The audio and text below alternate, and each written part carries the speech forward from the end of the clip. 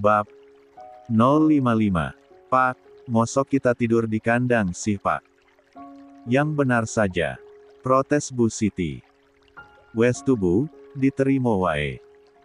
Lagian masih untung loh Bu ada Bu Sumi menawarkan tempat ini, kalau tidak mungkin kita tinggal di bawah pohon pisang, atau palingan mentok-mentoknya di rondan pos kamling, atau di musola. Kata Pak Bandi memberi pengertian pada istrinya.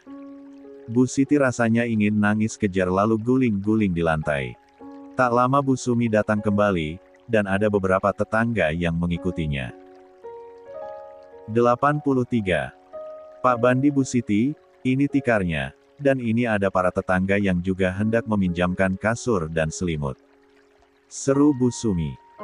Nggih Pak, ini kebetulan da kasur lantai sudah tidak terpakai, sampean pakai aja ndak apa-apa, daripada mubazir. Ini juga masih bagus kok, masih layak dipakai. Seru tetangga tersebut. Ini juga ada bantal dan selimut Pak Bandi, Bu Siti. Dipakai dulu ndak apa-apa. Supaya tidak kedinginan karena sudah mulai masuk musim hujan. Seru tetang yang satunya. Ini saya ada sedikit makanan Pak Bandi Bu Siti. Walau cuma lauk sederhana, setidaknya bisa membuat perut kenyang. Seru tetangga yang lain.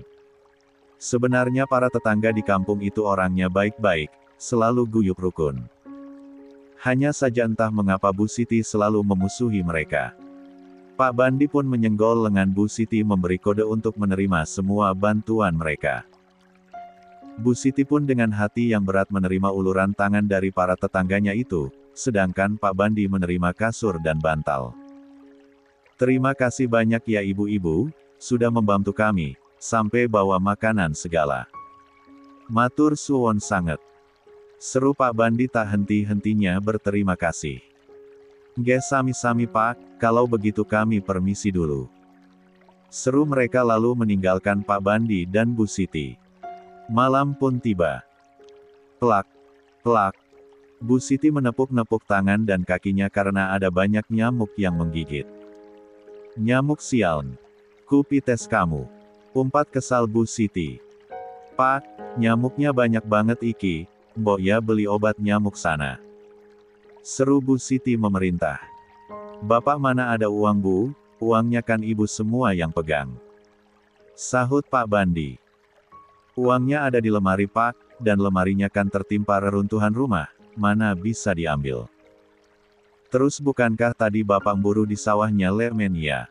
Belum dibayar. Kata Bu Siti. Pak Bandi pun teringat sesuatu. Oh iya, Bapak lupa. Sudah dibayar tadi Bu, uangnya ada di saku celana Bapak. Ucap Pak Bandi yang baru ingat. Karena memikirkan rumahnya yang ambruk, Pak Bandi pun jadi lupa segalanya.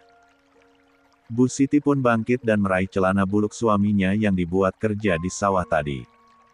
Dirogohnya saku lalu ia mengambil uang di sana. Hanya ada uang 35.000, dan itu upah Pak Bandi mencangkul setengah hari di sawahnya lemen. 84. Nih Pak, beli obat nyamuk 5.000, cepat ya Pak, ibu udah ngantuk. Bu Siti pun memerintah suaminya untuk membeli obat nyamuk.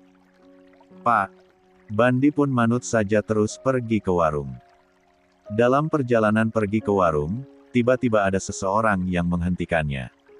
Mas, kok aku telepon-telepon gak kamu angkat sih? Aku kan khawatir banget. Aku dengar rumahmu ambruk ya. Gimana keadaan kamu Mas? Ada yang luka GK? Tanya seorang wanita yang kisaran berumur 38 tahunan dan sangat mengkhawatirkan Pak Bandi.